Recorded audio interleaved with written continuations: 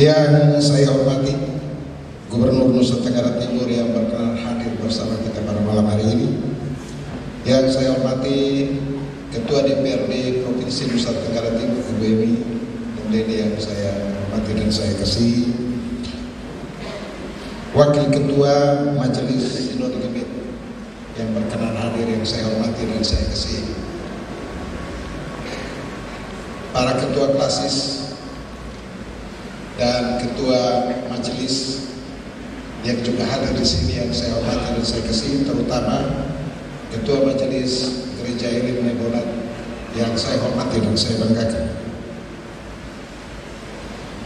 Peserta muspel dari 52 klasis, termasuk yang dari Batam, dari NTB yang berkenan hadir di sini pada malam hari ini yang saya hormati dan saya kasihi.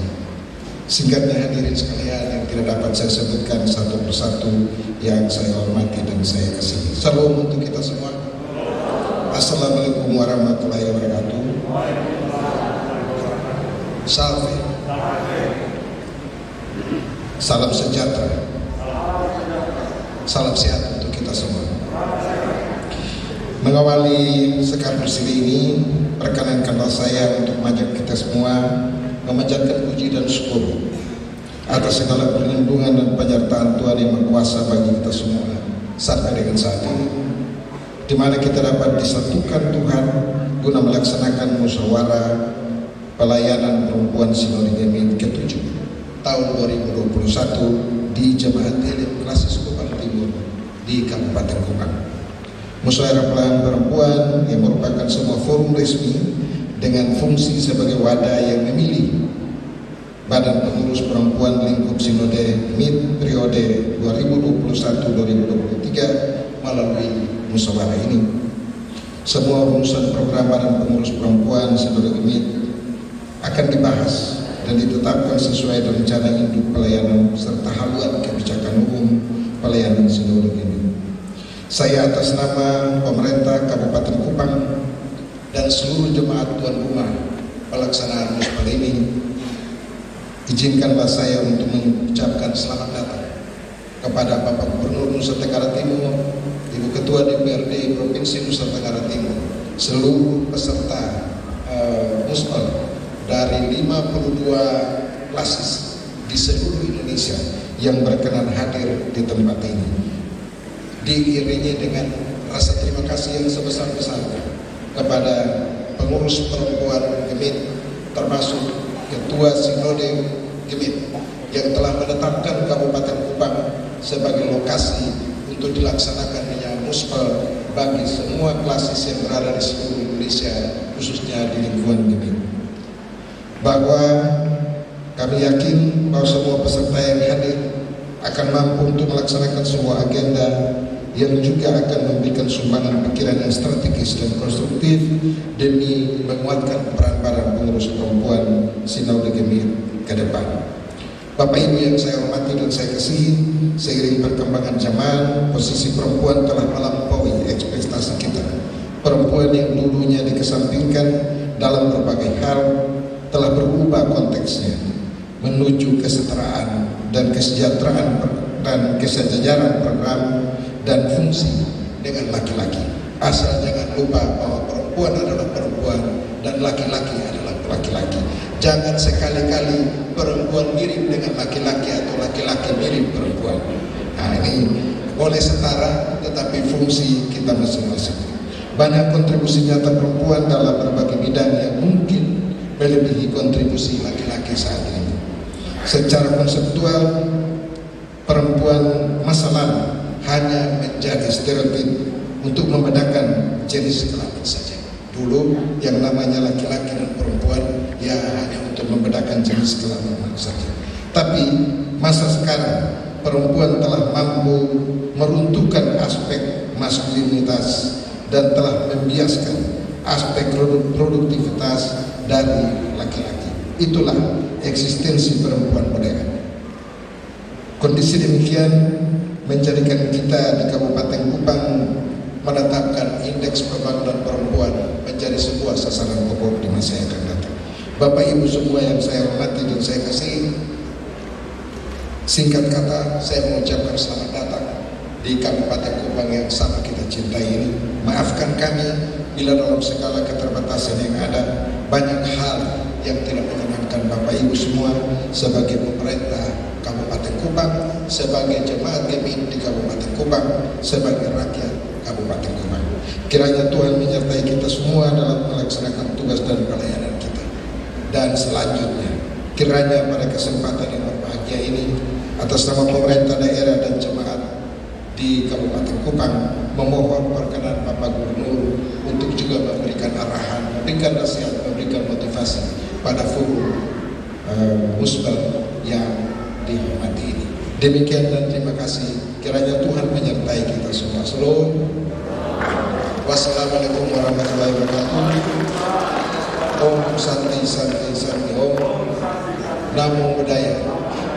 Salam kebajikan. Salam sehat untuk kita semua. Terima kasih. Shalom. Salve. Assalamualaikum warahmatullahi wabarakatuh. Om Swastiastu. Namo Buddhaya. Salam kebajikan. Tadi saya dengan Kepala Badan Pengembangan Ideologi Pancasila, saya sampaikan bahwa selamat datang di Nusa Terindah Toleransi.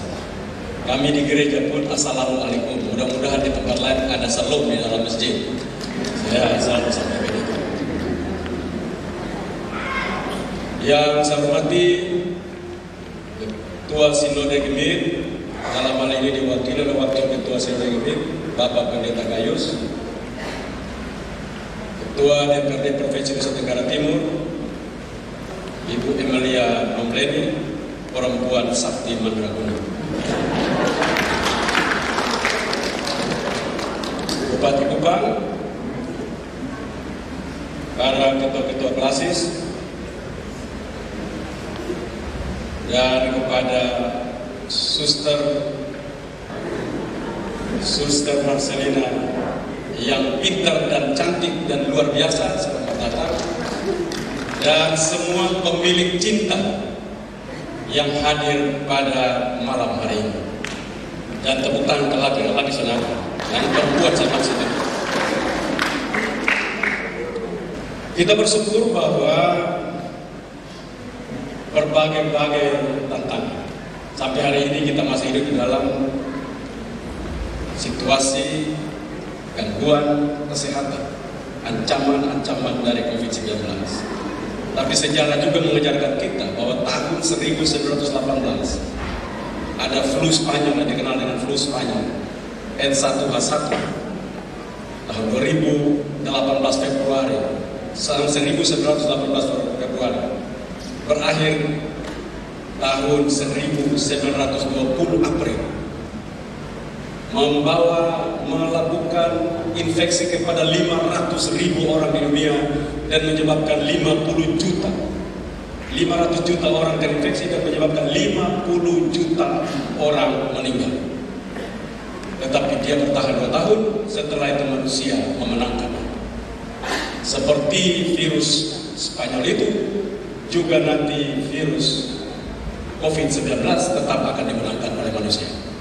Yang pasti kita lihat tren sekarang, walaupun ada berbagai riset dan pesan bahwa ada COVID ataupun jelmaan virus yang berubah-ubah, bermutasi dari bentuk lain, tetapi saya meyakini bahwa dia akan berakhir. Karena itu kita tidak tertarik untuk bicara bagaimana kita mati, tapi saya lebih tertarik bagaimana kita hidup. Dan oleh karenanya saya bersyukur bahwa tadi Bapak Bupati bilang jangan coba-coba untuk jadi laki-laki. Hati-hati Pak Bupati, kita ini patriarki yang tidak tahu. Sebenarnya laki itu tidak tahu kalau perempuan itu sangat kuat. Kalau Bible itu mengajarkan Lucifer itu tahu bergabung laki, itu pasti sudah bisa karena dia tanya perempuan itu. Kalau ganggu yang perempuan, pasti perempuan jatuh, laki ikut saja. Makanya itu perempuan itu paling sakti. Karena Karena itu hati-hati bagi laki-laki yang menganggap remeh perempuan. Satu-satunya makhluk di dunia ini yang mempunyai multitasking hanya kepada makhluk perempuan, tidak ada yang lain. Karena itu saya selalu bilang, di sebuah organisasi, daerah, negara, bila perempuan yang maju, maka generasinya akan maju. Perempuan yang mati, generasinya mati. Sepintar apapun laki, tanpa dibangun manusia perempuan, tidak akan pernah bangun pembangunan itu. Karena itu sebagai gubernur, saya menyiapkan banyak perempuan. Sedikit-dikitnya di depan saya ini ada 2 perempuan yang menjadi kepala desa. Masih ada banyak lagi. Tidak Ibu Silvi Pugujau, ada Dr. Im, dua-duanya perempuan hebat. 3, saya lupa yang perempuan yang paling orang timur ini. 3 perempuan. Jadi ada 1, 2, 3, 4, 5, 6, 7, 8 perempuan. Kemungkinan akan tambah lagi. Mengapa perempuan? Karena perempuan itu punya kemampuan lebih baik daripada laki-laki. Bila mempunyai input yang sama dan kesempatan yang sama. Karena itu tadi puisi-puisi tadi itu walaupun kebanyakan isunya harusnya satu saja, tetapi itulah sebenarnya masalah perempuan hari ini. Karena input kesempatan pendidikan yang diberikan harusnya sebagai pemerintah, saya sebagai gubernur, saya mengharapkan ini dorongan serius dari pemerintah untuk para perempuan terlibat secara aktif untuk masuk dalam dunia pendidikan, untuk memberikan pengetahuan kepada masyarakat. Setiap kali melihat perempuan pintar, kita harus memastikan bahwa dari dalamnya akan keluar generasi pintar. Setiap kali lihat laki-laki pintar, belum tentu dia melahirkan generasi pintar, karena dia lahir dari rahim seorang yang pintar. Karena itu memang selalu saya katakan, saya sebenarnya jaga-jaga. Saya bisa bercanda dengan ibu-ibu. Inilah kita yang tidak tahu, dan datang harinya ada penindasan dari perempuan. Cuman kalau itu tidak bisa, mungkin karena ada cinta itulah, mungkin perempuan tidak menindas laki-laki. Saya baru saja dalam perjalanan ke sini sambil baca-baca berita, saya tiba-tiba membaca sebuah berita menarik menurut saya. Seorang perempuan di China dilakukan kekerasan oleh suaminya bertahun-tahun lamanya, tetapi dia tidak mau bercerai. Ditanya, kenapa tidak cerai? Dia menjawab, tidak, kalau saya cerai tidak dapat lagi yang ganteng model kayak begini lagi. Tetapi itu kalau saya teringat terhadap teori seorang kriminal Swedia, Leo Bijar. Itu seorang kriminal. Dia memperkenalkan teori tentang bagaimana seseorang trauma dan dia menjadi empati kepada yang membuat trauma itu. Jadi sebenarnya itulah dunia pendidikan. Harus mampu kita bawa agar seluruh perempuan mampu bisa memahami hak dan kewajiban. Karena kalau perempuan tidak memahami hak dan kewajibannya, mereka ditindas. Seperti tadi kita nonton bagaimana itu dibawakan baik dengan adik-adik itu. Jadi sindrom Stockholm itu sebuah teori bagaimana seseorang bila ditindas. Itu ceritanya ada beberapa perempuan disandra di Swedia, Stockholm, sebuah kota di Swedia. Dan pada saat dilepaskan selama 6 hari, mereka tidak mau bersaksi untuk menyampaikan bahwa mereka mengalami kekerasan.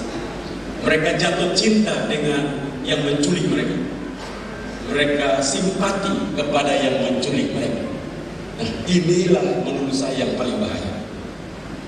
Bila kekerasan itu terus menerus dan perempuan memilih, tidak ada pilihan lain, dia memilih untuk menerimanya sebagai bagian dari simpati, maka kehancuran pasti akan terjadi. sindrom seperti ini tidak akan melahirkan generasi yang hebat. Walaupun secara pribadi menerima kekerasan itu, tapi sesungguhnya secara psikologi mereka hidup dalam sebuah penjara ketakutan yang luar biasa. Karena itu sebagai gubernur saya memahami betul dan lewat berbagai catatan literasi kekerasan terhadap perempuan, saya menyadari bahwa tidak ada pilihan lain bagi perempuan untuk mulai melakukan langkah-langkah hebat untuk masuk dalam dunia pendidikan. Kita harus mendorong sebanyak-banyaknya anak perempuan untuk sekolah. Harus. Tidak ada pilihan. Karena itu Pak Bupati tolong dorong anak-anak Timor. Orang Timor ini kalau perempuan dulu di Malaka. Itu orang Timor. Tahu orang dapur. Nanti kalau makan bapak makan enak bapak dulu baru kedua anak terakhir mama. Padahal mama dulu mestinya papa dia foy kemana pun tidak ada bikin generasi. Ini yang generasi yang ini bukan yang laki itu. Makanya saya bilang perempuan pintar kawin suka-sukamu. Tapi kalau laki-laki pintar jangan sembarang kawin. Kalau enggak nanti keluar anak bodoh. Tapi kalau perempuan pintar kawin suka-suka, laki bodoh pun kawin datang pasti akan pintar. Karena genetik itu 80% datang dari perempuan. Laki-laki tinggal sebagian saja. Karena itu memang perkembangan kita. Dan kita lihat bahwa hari ini kita bersyukur. Saya harapkan bahwa nantinya lewat musyawarah pelayanan perempuan gemit ini lahir cerita-cerita tentang perempuan gemit yang seterus-menerus diceritakan. Kita jangan cerita tentang bagaimana perjuangan perempuan di luar. Kita setuju, kita sepakat bahwa mereka lah pencetus. Seperti Rosemary Rogers dan teman-teman tahun 1960. Mereka terilhami dengan teologi pembebasan. Mereka masuk dalam teologi feminis dengan gerakan-gerakan hebat itu. Tetapi kita juga harus mulai berbicara tentang bagaimana perempuan-perempuan Timor keluar dari budaya patriarki untuk mereka menjadi pemimpin, baik sebagai pendeta, guru, dan lain-lain, menjadi ketua DPR. Itu sebuah kemajuan yang harus diikuti oleh perempuan-perempuan Nusa Tenggara Timur. Dan literasi tentang perempuan-perempuan hebat ini harus terus disampaikan dalam berbagai kesempatan. Sehingga orang tahu bahwa ternyata perempuan NTT itu sudah maju. Perempuan Nusa Tenggara Timur itu sudah bergerak menuju arah yang benar. Dan tinggal diikuti oleh perempuan-perempuan yang lain. Kita tidak sedang dalam penindasan. Kita memberikan ruang, kesempatan yang sama kepada laki-laki. Bukan karena kehendak laki-laki. Sekali lagi saya bilang, pemerintah sedang mendorong perempuan maju bukan karena kehendak laki-laki. Tapi pilihan, tidak ada pilihan bila sebuah daerah mau maju. Maka perempuannya harus persiapkan secara baik. Supaya dia mampu mengelola sumber daya dengan baik. Karena dari tangan perempuan yang baik tidak akan lahir stunting. Seperti yang kita alami di Nusa Tenggara Timur hari ini. Hari ini waktu saya jadi gubernur, stunting Nusa Tenggara Timur 42%. Jadi gubernur belum berhenti. Sekarang itu di 20,9. Itu masih banyak. Ngomong angkanya turun, orang lebih turun. Tidak, itu banyak. Dan jumlah anaknya ada 80.909 anak stunting di Nusa Tenggara Timur ini. Tidak tahu kalau kemarin itu sudah lahiran stunting masih ada atau tidak. Tapi kalau yang terdaftar kepada saya adalah 80.909 anak stunting. 80.000 anak itu artinya kalau tidak cepat kita tanggulangi, maka kita sedang memelihara generasi yang tidak bisa kita anggap unggul. Generasi yang nantinya hipokampusnya itu kecil. Stunting itu manusia pendek kecil, otak kecil, kepala kecil. Kepala kecil, otak kecil. Otak kecil, tempat simpan data itu namanya hipokampus di kepala kita. Kecil, kecil begini, omong sampai mati, otak sampai mati, ajar sampai mati, dia potong gitu. Tapi kalau tanya, kan mana mengerti? Tahu lah ya. Tadi ibu pendeta omong apa ya? Tidak bisa. Kita perlu membangun itu.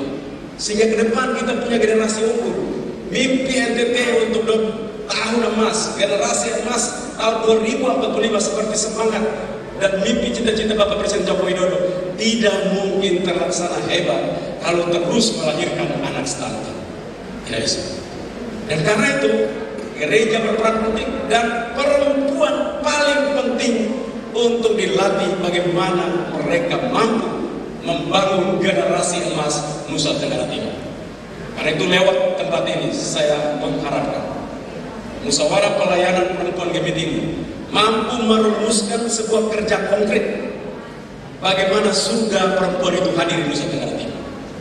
Saya selalu bercanda kepada teman-teman pastor pendeta, surga ada kok pastor, pendeta, bapak pendeta, ada, betul. Ada itu apa? Saya selalu bercanda begitu. Ada itu apa? Ada adalah sesuatu yang dapat diukur oleh panca indera. Jadi kalau semua ada itu diukur dengan panca indera. Jadi kalau surga itu ada, ukur lewat panca indera kita supaya kita tahu surga ada atau tidak. Di saat kalau ukur tidak ada, dia tidak ada. Karena itu rumuskan benar surga perempuan Nusa Tenggara Timur, surga perempuan Gemit. Bagaimana berperannya surga perempuan Gemit di Nusa Tenggara Timur. Ukur dia secara konkret, bisa diukur, bisa dirasa dengan seluruh panca indera kita. Ada itu seperti begini. Dan tut itu tidak pernah orang lihat. Kalau dia bunyi orang dengar. Kalau dia tidak bunyi orang tidak lihat, tidak dengar. Tapi kalau dia bau orang cium. Siapa yang kentut ini? Nah itu kentut ada. Walaupun you tidak lihat, you rasa lewat penciuman. Itulah ada. Ada seperti itu yang ingin kita rumuskan. Ada seperti itu yang ingin kita tingkatkan. Sehingga mempunyai kekuatan, ada yang bermanfaat, ada yang makin sempurna, ada yang begitu kaya untuk membangun perempuan Nusa Tenggara Timur. Dan oleh karenanya lewat tempat ini saya mengharapkan musyawarah pelayanan ke-7 perempuan Gemit ini tidak semata-mata hanya memilih pengurus, tapi merumuskan dengan benar. Di dalam sini ada Pak Bupati Kupang, ada saya sebagai gubernur, ada beberapa bupati yang kader Gemit. Rumuskan, dorong kepada pemerintah menjadi satu kesatuan gerak, satu kesatuan pembelajaran karakter, agar ke depan kita melahirkan generasi-generasi perempuan yang hebat untuk memenuhi dan melayani provinsi yang kita cintai ini. Akhir kata, sekali lagi saya sampaikan terima kasih. Ini gereja 2 kali gubernur berdiri di sini, jarang gereja 2 kali gubernur berdiri. Ini gereja berkali minta berdoa putus kayu batu. Jarang gubernur datang berdiri di gereja 2 kali. Inilah omong dua-dua tentang perempuan. Tepuk tangan buat perempuan. Dua-duanya omong perempuan di gereja ini. Jadi menurut saya gereja ini, Bapak Pendeta kalau lihat ketua majelisnya laki ganti sudah. Kali ini tempat perempuan, bukan tempat laki. Karena 2 kali saya datang bicara isu perempuan, dua-duanya sebagai gubernur di tempat ini. Terima kasih untuk semua dan mohon maaf bila dalam penyampaian ada kekeliruan. Terima kasih. Shalom. Salve. Wassalamualaikum warahmatullahi wabarakatuh. Om Santi Santi Santi Om. Namo Buddhaya. Salam kebajikan. Boleh kita kasih tepuk tangan untuk Gubernur Nusa Tenggara Timur Dr. Victor Rutilulaskoda yang sudah hadir memberikan semangat untuk perempuan.